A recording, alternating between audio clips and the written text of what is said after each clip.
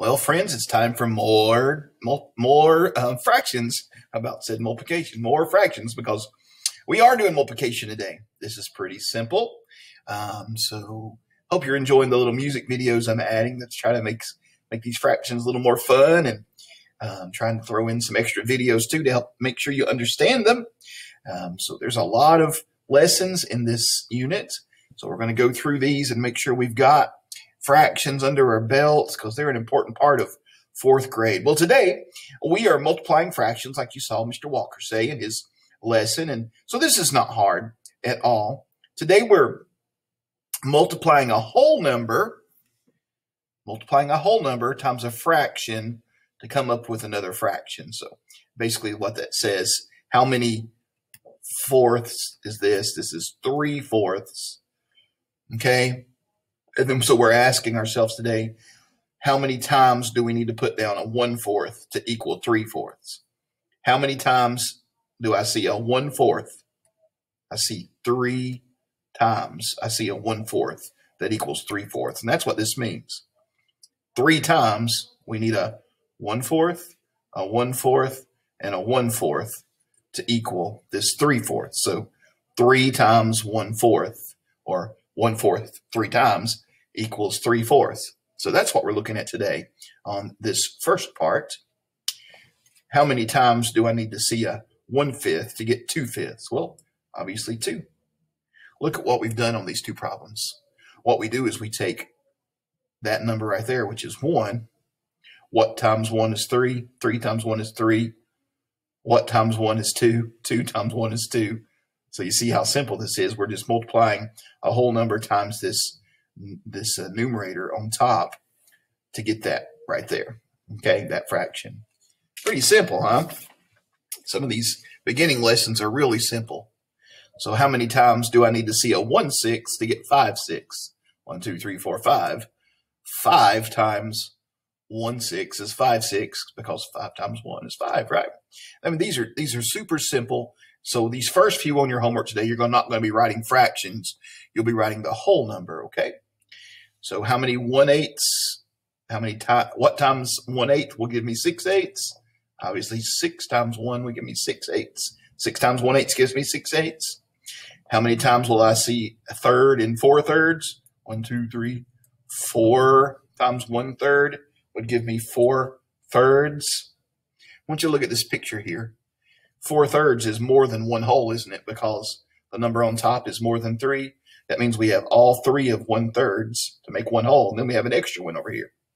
So we have 4/3. 4 times 1/3 is 4/3. All right. And then you're going to be looking at a few more like we looked at the other day, yesterday, I believe. We're just adding these together.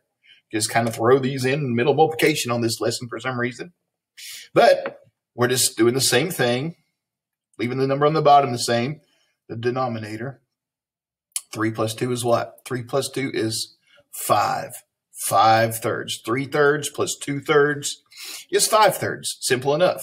There's 3/3. Here is 2/3. 1, 2.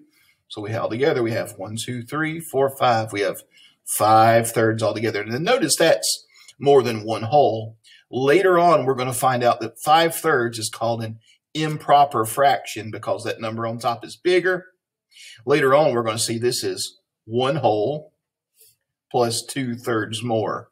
We'll learn that later on. But today on your homework assignment, just write it like this. Write the big number on top, 5/3. Okay? So our answer on your computer will look like 5/3. Don't have to change it over and say, well, I have 1 whole and 2/3 more. Just write 5/3. Okay, 4/4 plus 2/4 is 6/4. Okay, there's 1, 2, 3. There's 4/4 equals a whole. Then I have 2/4 more. So altogether, I have 1, 2, 3, 4, 5, 6/4. Okay, so you got some of those thrown in the middle. Then you go back to the multiplication ones, which were simple, just like we were just doing them. Your homework has those addition ones in the middle too. So let's look at this, just what we were doing. How many fifths? And this time we don't have the picture, so we just have to imagine it. How many fifths do I need to get 4/5? Well, 4 times 1/5 is 4/5. Okay? Remember, when we do these, we're writing the whole number. 4 times 1/5 is 4/5. Again, if we had that picture there, there's fifths. How many fifths does it make to make 4/5? It takes 1, 2, 3, 4. 4 times, you'd have 1/5 4 times. 4 times 1/5 would give you 4/5. Just keep that in your mind. You don't have to draw pictures on these. How many 1/8 do I need to equal 5/8? I need 5 times 1/8 to equal 5/8. 5 times 1 is 5. I need 7 times 1/9 to equal 7/9. I need 7 times 1/4 to equal 7/4. I need 7 times 1/6 to equal 7/6. Okay? I mean, this is simple, isn't it? You should make a 100 on this with no problem at all. So your homework is going to be just like that. You'll do great. Go give it a shot. We'll talk about it in our meet if you have any questions. See you then.